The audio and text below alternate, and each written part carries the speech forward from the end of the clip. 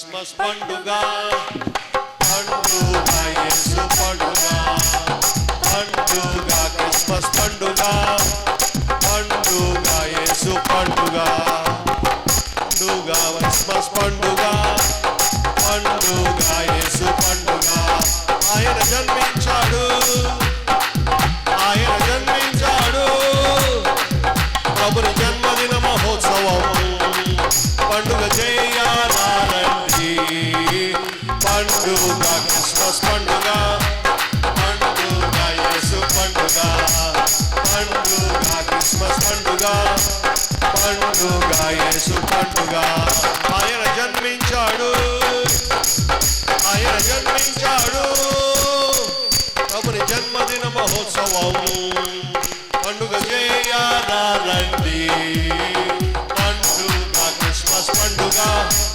పండుగ యేసు పండుగ పండుగ క్రిస్మస్ పండుగ పండుగ యేసు పండుగ క్రీస్తునేడు పుట్టెను క్రీస్తునేడు పుట్టెను బోలో యేసు మహారాజుకు.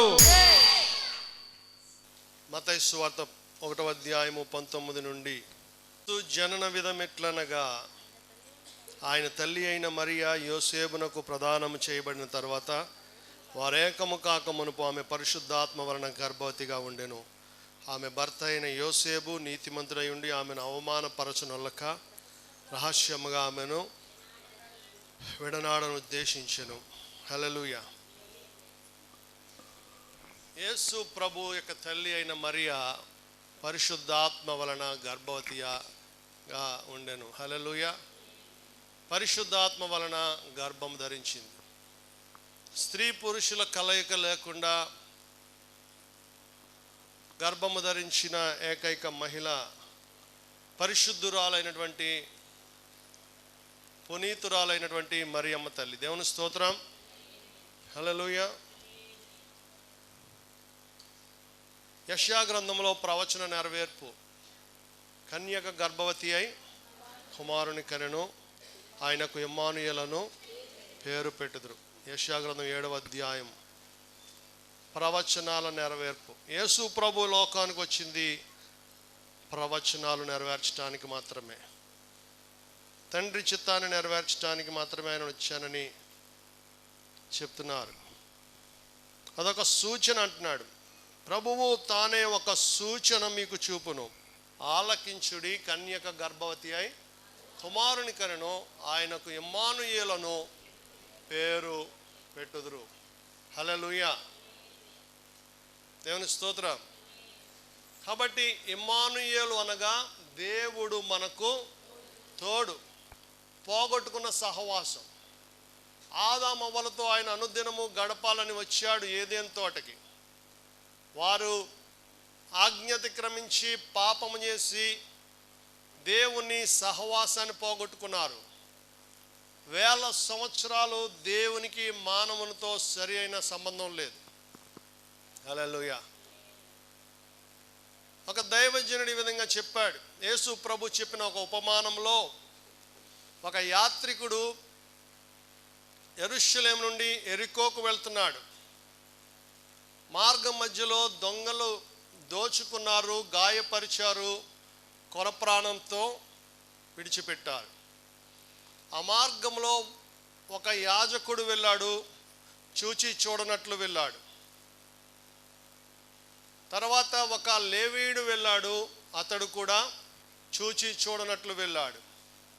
ఆ తర్వాత వచ్చాడు మంచి సమరయుడు. హల్లెలూయా. మంచి సమరయుడు వచ్చి అతని గాయాలు కట్టి అతనికి ప్రథమ చికిత్స చేసి ద్రాక్షరసము పోసి తైలము పోసి అతన్ని తీసుకుని వెళ్ళి పూటకోళ్ళ వాని ఇంట్లో పెట్టి 2 దేనారాలు చెల్లించి, ఇతనికి ఏమైనా ఖర్చు అయితే ఈ డబ్బు ఉంచండి, నేను మరలా ప్రయాణమై వెళ్తున్నాను, మరలా వస్తాను, వచ్చినప్పుడు మళ్ళా తీసుకుని వెళ్తానని చెప్పి వెళ్ళిపోయాడు. యేసు ప్రభు చెప్పిన ఈ గుడ్ సమారిటన్ పారబుల్ మనందరికీ బాగా తెలిసింది. హల్లెలూయా. గుడ్ సమారిటన్ అనగా మంచి సమరయుడు, కష్టంలో ఉన్న వారిని ఆదుకునేవాడు, కొన ప్రాణంతో ఉన్న ఆ మానవునికి రక్షణ ఇచ్చిన వాడు గుడ్ సమరిటన్. హల్లెలూయా. ఈ యెరూషలేము నుంచి యెరికో వెళ్తున్న మానవుడు ఎవరనగా ఆదాముకు సాదృశ్యం.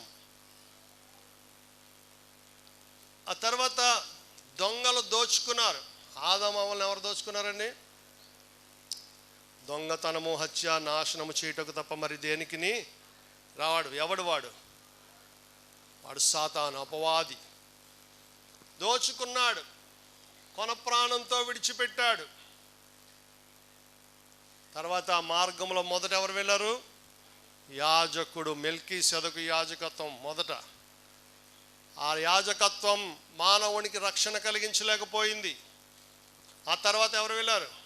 లేవీయుడు, అనగా మోషే కాలంలో వచ్చిన ధర్మశాస్త్రం మానవుణ్ణి మోక్షంలోకి నడిపించలేకపోయింది. ఆ తర్వాత వచ్చాడు మంచి సమరయుడైన యేసుక్రీస్తు. హల్లెలూయా, హల్లెలూయా. యేసుక్రీస్తు వచ్చి ఆ మానవునికి, కొన ప్రాణంతో ఉన్న మానవ జాతికి వెల చెల్లించాడు, రక్తం ఇచ్చాడు. ద్రాక్షరసం అనగా రక్తము. తర్వాత తైలం అనగా పరిశుద్ధాత్మ, నూనె, పరిశుద్ధాత్మకు సూచన. రక్షణ ఇచ్చాడు, అభిషేకం ఇచ్చాడు. తీసుకుని వెళ్ళి పూటకోళ్ళ వాని ఇంట్లో పెట్టాడు, హోటల్లో పెట్టి 2 దేనారాలు వెల చెల్లించాడు. 2 దేనారం అనగా ఆ రోజుల్లో 1 దేనారం 1 రోజు వేతనం. 2 దేనారాలు అనగా 2 రోజుల వేతనం. ప్రభు దృష్టికి 1 దినము 1000 సంవత్సరాలు. 2 పేతురు 3:5 చదివితే ప్రభు దృష్టికి 1 దినము. ఇప్పుడు చెప్పండి, ఎన్ని దినాలకి ఇచ్చాడు ఆయన? అంటే ఎన్ని వేల సంవత్సరాలకు వెల చెల్లించాడు? 2000 సంవత్సరాలకు ఆయన వెల చెల్లించాడు. అంటే ఇప్పుడు ఆయన ఏ టైంలో మనం ఉన్నాం? ఆయన తిరిగి వచ్చే టైంలో మనం ఉన్నాం. దేవుని స్తోత్రం. 2000 సంవత్సరాల 23 సంవత్సరాలు అయిపోయింది. 2023 we are in the time of second coming. 2వ రాకడ సమయంలో మనం ఉన్నాం. కాబట్టి యేసు ప్రభు మంచి సమరయుడిగా వచ్చి నశించిన దాన్ని వెతికి రక్షించడానికి లోకానికి వచ్చాడు. ఆయన ఆదాము అవ్వలు పోగొట్టుకున్న సహవాసానికి కడపటి ఆదాముగా వచ్చాడు. వెల చెల్లించడానికి వచ్చాడు. మానవ జాతికి మోక్షం కలిగించడానికి, రక్షించడానికి వచ్చాడు. ఒక భక్తుడు అన్నాడు, son of God became son of man to enable the men as the Sons of God. దేవుని కుమారుడు మనుష్య కుమారుడికి ఎందుకు వచ్చాడంటే మానవులందరినీ దేవుని కుమారులనుగా చేయటానికే. హల్లెలూయా. మనందరికీ బాగా తెలుసు, చాలాసార్లు చెప్పుకున్నాం, చంద్రమండలం మీదకి మొట్టమొదటిగా అడుగుపెట్టిన మొదటి మానవుడు నీల్ ఆర్మ్స్ట్రాంగ్. నీల్ ఆర్మ్స్ట్రాంగ్ ముందు అనేక మంది ప్రయత్నాలు చేశారు, చనిపోయారు, ప్రమాదాలు జరిగాయి. అయితే ఈ నీల్ ఆర్మ్స్ట్రాంగ్ 3,84,400 మైళ్ళు. చందమామ చక్కగా చూడటానికి ఎంత బాగుంటుందో కదండి. ఎంత దూరంలో ఉందో తెలుసా మీకు? అది 3,84,400 మైళ్ళ దూరంలో ఉంది. అంత దూరం వెళ్ళి 3 ఆస్ట్రోనాట్స్లో వారి లీడర్ కెప్టెన్ నీల్ ఆర్మ్స్ట్రాంగ్, వీళ్ళ 3 మళ్ళా సజీవంగా భూమి మీదకి వచ్చేసారు. ఎంత గొప్ప విషయం అండి ఇది. వాళ్ళ 3 సజీవులుగా భూమి మీదకి వచ్చిన తర్వాత ఆయన్ని వారి దేశస్తులు అమెరికాలో ఘనంగా స్వాగతించారు, పొగుడుతున్నారు, అభినందిస్తున్నారు, ప్రశంసిస్తున్నారు, బొకేలు ఇస్తున్నారు. నీ అంత గొప్పవాడు లేడు, మానవ జాతి చరిత్రలో నీ పేరు నిలిచిపోతుంది, సువర్ణాక్షరాలతో లిఖించబడుతుంది. హల్లెలూయా. అంటే ఆయన ఒకే ఒక మాట అన్నాడు, ఒక మానవుడు చంద్రమండలం మీద అడుగు పెట్టడం కంటే సాక్షాత్తు దేవుని కుమారుడి భూమి మీద అడుగు పెట్టడం అన్నిటికంటే గొప్ప విషయము. హల్లెలూయా. చెప్పలు కూడా దేవుని మహిమపరుద్దాం. ఒక మానవుడు చంద్రమండలం మీద అడుగు పెట్టడం కంటే దేవుడు భూమి మీద అడుగు పెట్టడమే గొప్ప విషయం. కాబట్టి ఆయన ఫిలిప్పీ పత్రిక 2వ అధ్యాయం 6వ వచనంలో చెప్పబడినట్లుగా ఆయన దేవునితో సమానముగా ఉండుట విడిచిపెట్టకూడని భాగ్యమని ఎంచుకొనలేదు గాని మనుష్యుని పోలికగా పుట్టి దాసుని స్వరూపము ధరించుకొని తన్ను తాను రిక్తునిగా చేసుకొనును. హల్లెలూయా. మనుష్యుని పోలికగా పుట్టడం, దేవుడు మనుష్యుని పోలికగా పుట్టడం చాలా తగ్గింపును చూపిస్తుంది ప్రియ దేవుని బిడ్డ. శాస్త్రాలు చెప్తున్నాయి అన్ని జన్మల్లోకి మానవ జన్మ ఉత్కృష్టమైనది, గొప్పది అని. కానీ ఒక దేవుడు మట్టి మనిషిగా రావడం, రోమా 8:4 అయితే పాప శరీరాకారంతో వచ్చాడంటండి ఆయన. దేవుడు తన కుమారుని ఎలాంటి శరీరం అండి మంది? పాప శరీరాకారముతో ఈ లోకానికి పంపెను. ఇందులో ప్రేమ ఉన్నది. హల్లెలూయా. ప్రేమ, దేవుడు అంటే ప్రేమ తప్ప మరొకటి లేదు. దేవుడు అనగా ప్రేమ మాత్రమే. God is love. దేవునికి నిర్వచనం ప్రేమ మాత్రమే. కాబట్టి ప్రేమ లేని వాడనైతే నేను వ్యర్థుడను అంటున్నాడు. నేను సేవకు వచ్చిన కొత్తలో చక్కని పాట పాడాను కదా, చాలా హిట్ అయింది. ప్రేమ లేని వానివైతే ఫలితము లేదు, ప్రేమనే ఆత్మఫలం ఫలించుము నీవు. ప్రేమ లేని వానివైతే ఫలితము లేదు, ప్రేమనే ఆత్మఫలం ఫలించుము నీవు. మనుషుల భాషలతో దేవదూతల భాషలతో మాటలాడినను ప్రార్థించినను. హల్లెలూయా. కాబట్టి దేవుడు ప్రేమ స్వరూపి. 1 యోహాను 4:8 గాడ్ ఈజ్ లవ్. తెలుగులో ఎందుకో ప్రేమ స్వరూపి అన్నాడు, కానీ ఇంగ్లీష్లో ఏమంటాడు? దేవుడే ప్రేమ.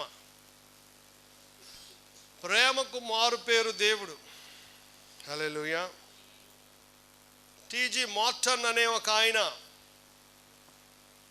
ప్రార్థన చేసుకుంటాడు. ఆ రోజుల్లో మనుషులకు ఆపరేషన్ చేయాలంటే మత్తు మందు లేదు ఆ రోజుల్లో. కాబట్టి బలవంతంగా ఒక మంచానికి కట్టేసి మంచం మీద పడుకోబెట్టి కాళ్ళు చేతులు గట్టిగా కట్టి ఆ కాంపౌండర్లు నర్సులు అందరూ కూడా గుండె రాయి చేసుకుని ఆ మనిషిని కోసి ఆపరేషన్ చేసేవారు. ఆ మనిషి చావు కేకలు ఆర్తనాదాలు పెడుతూ ఉండేవాడు. దేవుని బిడ్డ, సాధారణంగా ఎవరు దానికి తెగించేవారు కాదు. ఆ జబ్బుతోనే చచ్చిపోతాం బెటర్, ఈ ఆపరేషన్ బాధ భరించడం కంటే అనుకుని చాలామంది చనిపోయేవారట. అంత తీవ్రమైన నొప్పిని వారు భరించేవారు. అలాగొక మంచానికి కట్టి అతనికి ఆపరేషన్ చేసేవారు. మళ్ళీ ఆపరేషన్ అయిపోయాక కుట్లు వేశాక మళ్ళీ ఆ పుండు అంతా తగ్గడానికి చాలా కాలం పట్టేది. టీజీ మార్టన్ అనే ఒక భక్తుడు 1848 అనుకుంటాను, అతను ప్రార్థన చేశాడు దేవుడికి.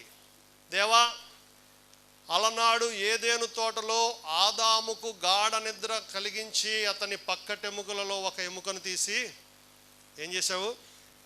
అవ్వను సృష్టించావు కదా. మరి అటువంటి మత్తు నిద్ర కలిగించే మందు ఒకటి కనిపెట్టడానికి జ్ఞానము దయచేయనైనా ఈ మానవుల నరక యాతన చూడలేకపోతున్నామని ప్రార్థన చేశాడట. దేవుని స్తోత్రం. టీజీ మార్టన్ ప్రార్థన చేసినప్పుడు కొంతకాలానికి దేవుడు ఆయనకి జ్ఞానం ఇచ్చాడు. ఆ జ్ఞానంతో ఏం కనిపెట్టాడు? ఎనిస్థీషియా కనిపెట్టాడు. ఎనిస్థీషియా అంటే మత్తు మందు. ఇప్పుడు ఎవరికన్నా సర్జరీ చేయాలంటే, ఆపరేషన్ చేయాలంటే ముందు ఒక డాక్టర్ గారు వస్తాడు. అసలు డాక్టర్ గారి కంటే ముందు ఎవరా డాక్టర్? మత్తు డాక్టర్. హల్లెలూయా. మత్తు డాక్టర్ అంటే మనకు కామెడీగా ఉందేమో, ఆ మత్తే లేకపోతే అంతే మన పని. ఆ మత్తు కొంచెం ఎక్కువైందంటే ఇంకటి నుంచి అంటే ఆపరేషన్ అక్కర్లా. మత్తు చాలా డేంజర్, చాలా జాగ్రత్తగా ఇవ్వాలి. మత్తు డాక్టర్ వస్తాడు, ఎనిస్థీషియా స్పెషలిస్ట్ అనుకుంటా, వచ్చి ఆ మత్తు మందు సరి అయిన డోసేజ్ ఇస్తాడు. మా నాన్నగారు చెప్పారు, ఆపరేషన్ థియేటర్లోకి వెళ్ళాను, అక్కడ ఎవరు లేరు, నాకు దేవుడు తప్ప, ప్రార్థన చేసుకున్నాను. కాసేపటికి నాకు తెలియదు నిద్ర. కాసేపటి తర్వాత డాక్టర్ గారు వచ్చి మీకు ఆపరేషన్ సక్సెస్ అయ్యిందని చెప్పారు అన్నారు. గుండె ఆపరేషన్ అయినప్పుడు 2009వ సంవత్సరంలో. దేవుని స్తోత్రం, దేవుని మహాకృప మీ అందరి ప్రార్థనలు. నిద్రపోయి లేచినట్టు ఉందంట ఆపరేషన్. 4-5 గంటలు ఏం చేశారు వాళ్ళు, గుండెను తీసి మొత్తం క్లీన్ చేసి మళ్ళీ కుట్లు వేసేసి మళ్ళా ఎలా ఉన్న మనిషిని అలాగా తీసుకొచ్చేసారు బయటికి. ప్రియ దేవుని బిడ్డ, ఇదంతా కారణం మత్తు మందు, ఎనిస్థీషియా. ఎనిస్థీషియా కనిపెట్టే జ్ఞానం ఎవరిచ్చారు? దేవుడిచ్చాడు. ఈ మత్తు మందు మాత్రమే కాదు, ఏ మెడిసిన్ అయినా సరే, ఏ మందైనా సరే, ఎటువంటి ఇన్వెన్షన్ అయినా సరే, ఏది కనిపెట్టినా క్రైస్తవుడే కనిపెట్టాడు. ఎందుకనగా యెహోవాయే జ్ఞానం ఇచ్చేవాడు. మిగతా కొన్ని యూదులు కనిపెట్టారు. సామెతల గ్రంథం 2వ అధ్యాయం 6వ వచనం చెప్తుంది, యెహోవాయే జ్ఞానం ఇచ్చేవాడు, తెలివియు ఆలోచనయు ఆయన నోట నుండి వచ్చును. కొలసీ పత్రిక 2వ అధ్యాయం 3వ వచనం చెప్తుంది, బుద్ధి జ్ఞానముల సర్వ సంపదలు ఆయనందు గుప్తమై ఉన్నవి. యాకోబు పత్రిక 1వ అధ్యాయం 5వ వచనం చెప్తుంది, ఎవనికైనాను జ్ఞానము కొదువుగా ఎడల వాడు దేవునిని అడుగవలెను, ఆయన ఎవరిని గద్దింపక అందరికీ ధారాళంగా దయచేయవాడు. హల్లెలూయా. కాబట్టి జ్ఞానం ఇచ్చింది దేవుడు. అందుకే మీరు లోకమునకు వెలుగై ఉన్నారు అన్నాడు. మన 21వ తేదీ మా పెళ్లి రోజు. ఆ రోజున పాస్టర్స్ అసోసియేషన్ క్రిస్మస్ పెట్టుకున్నాం ఇక్కడ, యునైటెడ్ పాస్టర్స్ అసోసియేషన్ క్రిస్మస్. గొప్ప గొప్ప నాయకులు వచ్చారు. చైర్మన్ జాన్ వెస్లీ గారు, Christian corporation finance chairman John Wesley గారు ముఖ్య అతిథిగా వచ్చారు. ఎర్నెస్ట్ తాతపూడి గారు ఎవాంజలిస్ట్. అమలాపురం నుంచి మా చిన్నమ్మ గారి అల్లుడు మన్నా జూబ్లీ చర్చ్ పాస్టర్ గారు, ఆయన ముఖ్య ప్రసంగికుడిగా వచ్చాడు. 130 మందికి బట్టలు పంచిపెట్టాను. హల్లెలూయా. మంచి బ్రాండెడ్ బట్టలు ఇచ్చాం ఈసారి. ఖర్చు అంతా నాదే. దేవుని స్తోత్రం. తర్వాత ఉంగుటూరు మండలంలో మరొక 50 మందికి ఇచ్చాం. ప్రియదేవుని బిడ్డ, విశ్రాంతి లేకుండా తిరుగుతున్నాను. డిసెంబర్ నెలలో రోజుకి దాదాపు 2 క్రిస్మస్లు, ఎప్పుడు లేనంత ఎక్కువ కార్యక్రమాలకి ఈసారి వెళ్ళటానికి ప్రభు కృప చూపారు. 21వ తేదీ వరకు పెద్ద కార్యక్రమాలు ఉన్నాయి. ఆ 21వ తేదీ గెస్టులందరినీ పంపించి భోంచేసి, గెస్టులందరినీ పంపించి మధ్యాహ్నం కాసేపు పడుకున్నా. సాయంకాలం వేసేసరికి వాంతులు. పొద్దున తినదంతా వచ్చింది మొత్తం, మా పెళ్లి ఫుడ్ అంతా. దేవుని స్తోత్రం. వాంతులు, జ్వరం. సాయంకాలానికి ఆ రాత్రంతా నిద్రలేదు. 2వ రోజు కూడా నిద్రలేదు. 3 రాత్రులు నిద్రలేదు నాకు. అయితే 23వ తేదీ మన దండగర్ర గ్రామంలో డేట్ ఇచ్చాను క్రిస్మస్కి. దండగర్ర గ్రామంలో కృపాదానం గారని గొప్ప దైవజనుడు ఉండేవాడు. మన సంస్థలో సీనియర్ పాస్టర్ గారు, బొల్లారపు కృపాదానం గారు. ఆయనకు ఆ రోజుల్లో అనిల్ కుమార్ గారితో ఒక చర్చ్ కట్టించాను. ఆయన చనిపోయే ముందు ఆ చర్చి కాగితాలన్నీ నాకు ఇచ్చి, ఏమండి ఒకవేళ నా ముసలోళ్ళం కదా, మాకు ఏమన్నా అయితే ఈ సంఘం మీదే, ఈ మందిరం మీదే, మీరే ఎవరినైనా పెట్టి నడిపించుకోండి అని చెప్పి కొంతకాలాన్ని చనిపోయాడు ఆయన. కాబట్టి వాళ్ళు క్రిస్మస్కి పిలిచారు ఆ సంఘం వాళ్ళు. బ్రాంచ్ చర్చ్, ఫెయిత్ చర్చ్ అది. దండగర ఉప్పరగూడెం కాదు. హల్లెలూయా. ఆ ముసలావిడ బతికే ఉంది కాబట్టి నేను ఇంతకాలం ఆ చర్చ్ వైపు చూడలేదు. ఇప్పుడు ఆవిడ అనారోగ్యంతో ఉంటుంది.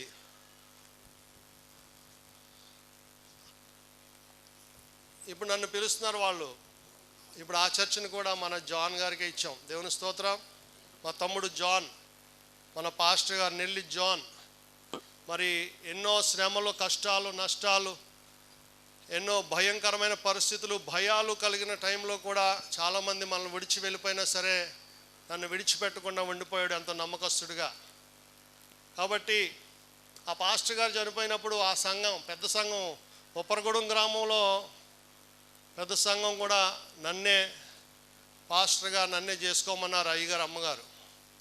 నేను అన్నాను, నాకెందుకు, జాన్కి ఇవ్వండి, జీవితాంతం నా కింద పనిచేస్తాడేంటి, జాన్కి ఆ సంఘం ఇచ్చేయండి అని చెప్పి ఆ ఉప్పరగూడెం దండగారు ఉప్పరగూడెం సంఘాన్ని జాన్కి ఇప్పించాను.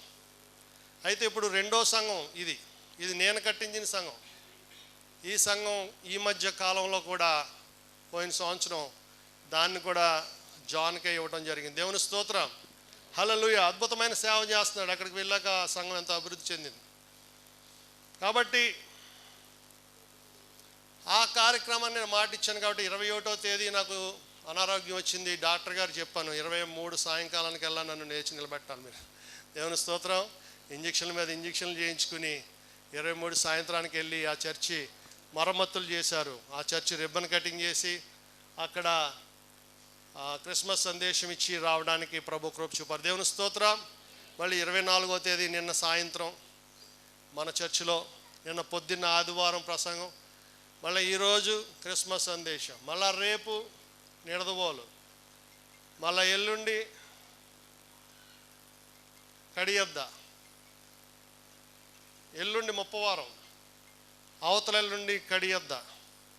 దేవుని స్తోత్రం. 28వ తేదీ వరకు కార్యక్రమాలు మాట ఇచ్చేసాను. దేవుని స్తోత్రం. నేను ఆశ్చర్యపోయేది ఏంటంటే 21వ తేదీ సాయంకాలం నాకు ఎప్పుడైతే అనారోగ్యం వచ్చిందో అప్పుడు దేవుని స్తుతిస్తున్నాను. దేవా, ఒక్క 2 రోజుల ముందు వచ్చినా, ఒక్కరోజు ముందు వచ్చినా చాలా పెద్ద కార్యక్రమాలు ఏమైపోయి డిస్టర్బ్ అయ్యాయి. కాబట్టి ముఖ్యమంత్రి గారితో పాటు 20వ తేదీ జరిగిన క్రిస్మస్కి వెళ్ళలేకపోదును. 21న మా పెళ్లి రోజు ఎప్పుడు కూడా మేము చేసుకోము, ఎందుకంటే క్రిస్మస్ మధ్యలో వస్తుంది. హల్లెలూయా. ఎక్స్ట్రా ఖర్చు అనవసరంగా. దేవుని స్తోత్రం. కాబట్టి ఇదంతా జరుగుతుందంటే దేవుడు మానవుడికి ఇచ్చిన జ్ఞానముతో కనిపెట్టిన మందులే. దేవుని స్తోత్రం.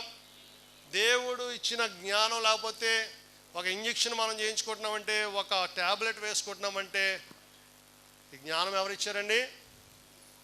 దేవుడిచ్చిన క్రైస్తవ కుటుంబాల నుంచి వచ్చిన ప్రార్థనాపరులైన తల్లిదండ్రులకు పుట్టిన బిడ్డల ద్వారానే ఇవన్నీ కూడా సాధ్యమని ప్రభు సన్నిధిలో చెప్తున్నాను. క్రిస్మస్ సందర్భంగా యేసుక్రీస్తు కన్యక గర్భాన పుడతాడని ప్రవచనం నెరవేర్పును మనము పండుగ చేసుకుంటున్నాం. కన్యక గర్భవతి అయి కుమారుని కనును, ఆయనకు ఇమ్మానుయేలను పేరు పెట్టుదురు. యేసు ప్రభు కన్యక గర్భాన్ని పుట్టాడని క్రైస్తవులు మాత్రమే కాదు, ముస్లింల ఖురాన్ కూడా చెప్తుంది. ఆమె పతివ్రత అని. She is a virgin, he is born of a virgin. యేసు ప్రభు కన్యక గర్భాన్ని పుట్టాడని.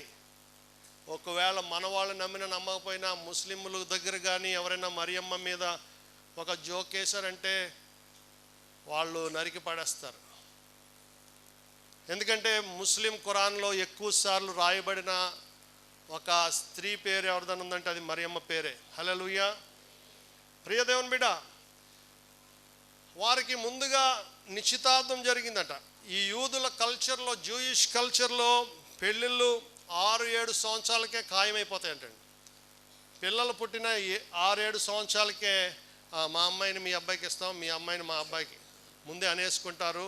ఇంకా వాళ్ళు భార్య భర్తలని అన్నట్లుగానే ఉంటారు, కానీ వాళ్ళు కలవరు. అయితే అమ్మాయి పుష్పావతి అయిన తర్వాత ఒక సంవత్సరం తర్వాత కన్యత్వాన్ని రుజువు చేసుకున్న తర్వాత, జూయిష్ కల్చర్ చెప్తున్నా మీకు, కన్యత్వం రుజువు చేసుకున్న తర్వాత అమ్మాయి పుష్పవతి అయిన 1 year తర్వాత వారికి నిశ్చితార్థం జరుగుతుంది. హల్లెలూయా. నిశ్చితార్థం జరిగినటువంటి తర్వాత వారికి కొంతకాలానికి వివాహం జరుగుతుంది. అంతవరకు కూడా స్త్రీ పురుషులు కలవరు. వారు 6-7 ఏళ్లకే భార్య భర్తలుగా పిలువబడతారు, కానీ వారు ఎప్పుడు కూడా కలుసుకోరు. ఎందుకంటే చాలా నిష్ఠ కలిగిన మతము యూదా మతము. ఒకవేళ ఏమైనా తప్పు జరిగితే రాళ్లతో కొట్టి చంపేస్తారు. అది వ్యభిచార నేరం కింద వారి మీద నమోదవుతుంది శిక్ష. కాబట్టి మరియా యోసేబులు నిశ్చితార్థం చేయబడిన వారుగా ఉన్నారు. ఆ సమయంలో మరియమ్మ పరిశుద్ధాత్మ ద్వారా దేవదూతైన గాబ్రియేలు ద్వారా ఆమె గర్భవతి అవుతుందని ప్రవచనం ఆమె అంగీకరించింది. ప్రాణానికి తెగించింది, తన జీవితాన్ని పణంగా పెట్టింది.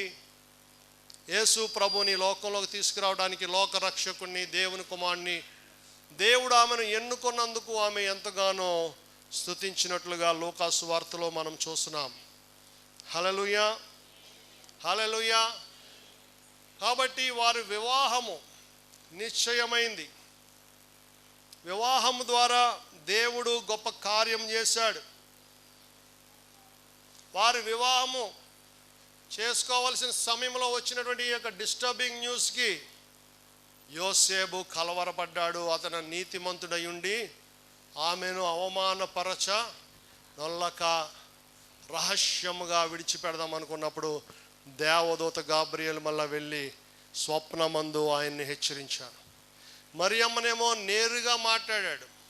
నేరుగా మాట్లాడితే అది దర్శనం అండి. కలలో వస్తే స్వప్నం. దేవుడు దర్శనాల ద్వారా మాట్లాడతాడు, కళల ద్వారా మాట్లాడతాడు. దేవుని స్తోత్రం. వాళ్ళ వివాహం గురించినటువంటి ఆ యొక్క ఆందోళనలో పడ్డాడు యోసేపు భక్తుడు.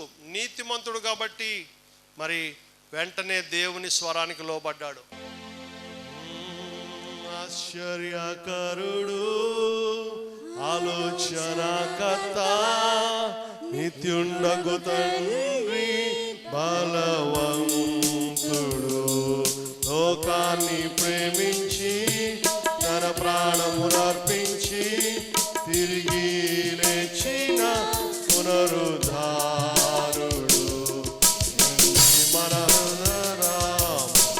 మనకు ఆత్మతో సత్యముతో ఆరాధించెదము, ఆరాధించెదము. ఆరాధన ఆరాధన యేసయ్యకే ఈ ఆరాధన. పరిశుద్ధుడు రెండు చేతుల పైకెత్తి రెండు చేతుల పైకెత్తి రాజులకే రాజు ఆ ప్రభువునే పూజేద్దాము. హల్లెలూయా, హల్లెలూయా, హల్లెలూయా, హల్లెలూయా.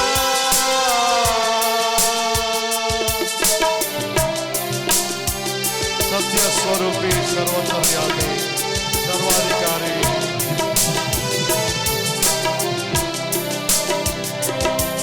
సత్య స్వరూపి, సర్వాంతర్యామి, సర్వాధికారి,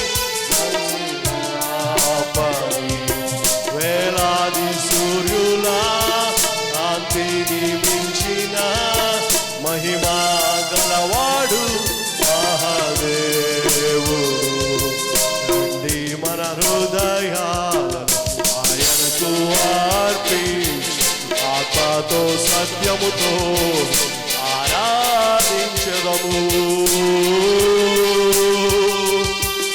ఆరాధించెదము. ఆరాధన ఆరాధన యేసయ్యకే ఈ ఆరాధన. పరిశుద్ధుడు పరిశుద్ధుడు మన దేవుడు అతి శ్రేష్ఠుడు. మహాపరిశుద్ధుడు, మిక్కిలి కృపా కనికరం కలిగిన మా పరమ తండ్రి, మీరిచ్చిన వాక్యము మంచి నేల పడిన విత్తనం వలె మా హృదయములలో 30 60 100 ఫలింపజేసి దేవా, ఈ క్రిస్మస్ ఆనందం, నిజమైన సంతోషం క్రొత్తగా జన్మించినప్పుడే నీకు కలుగుతుందని పరలోకంలో దూతల సంతోషగానం చేశారు. నిజమైన పండుగ, నీ పరలోకానికి మేము అందించే నిజ క్రైస్తవులంగా మేము జీవించడానికి కృపను చూపమని, అనేక మందిని నీ తట్టు తిప్పే నిజమైన నిరంతరము ప్రకాశించే నక్షత్రాలుగా ఆకాశ మండలమందున్న జ్యోతుల వలె మమ్మల్ని ప్రకాశింపచేయమని, అనుదినము నీ తైలముతో మమ్మల్ని నింపమని. దేవా, 31వ తేదీ సాయంకాలం జరగబోయేటువంటి వాచ్ నైట్ సర్వీస్ దీవెనకరంగా జరిగించి, నీ వాగ్దానాలు, నీ చిత్తమేమై ఉందో అందరూ కూడా ప్రార్థనాపూర్వకంగా వస్తుండగా ప్రవచనాత్మకమైన వాగ్దానాలు వారికి దయచేయమని, ఆ రాత్రి కాల సమయంలో నీ గొప్ప కార్యాలు జరిగించమని. దేవా, మరల నూతన సంవత్సరంలో దేవా మేమందరం కూడా నిన్ను ఆరాధించడానికి నూతన సంవత్సర దినాన ప్రభు భోజన సంస్కారంలో పాలు పొందడానికి కృప చూపి మీరే మహిమ ఘనత ప్రభావాలు పొందమని యేసు పరిశుద్ధ నామమున మిక్కిలి వినయముతో బ్రతిమలాడి వేడుకొని మీ పాదముల చెంత చేరి ప్రార్థన చేయించున్నాము మా పరమ తండ్రి. ఆమేన్, ఆమేన్, ఆమేన్. హల్లెలూయా. భాషలతో దేవదూతల భాషలతో మాటలాడినను ప్రార్థించినను, ప్రేమ లేని వానివైతే ఫలితము లేదు. ప్రేమనే ఆత్మఫలం ఫలింపుము నీవు. ప్రేమ లేని వానివైతే ఫలితము లేదు. ప్రేమనే ఆత్మఫలం ఫలింపుము నీవు. మనుషుల భాషలతో దేవదూతల భాషలతో ఆటలాడినను ప్రార్థించినను.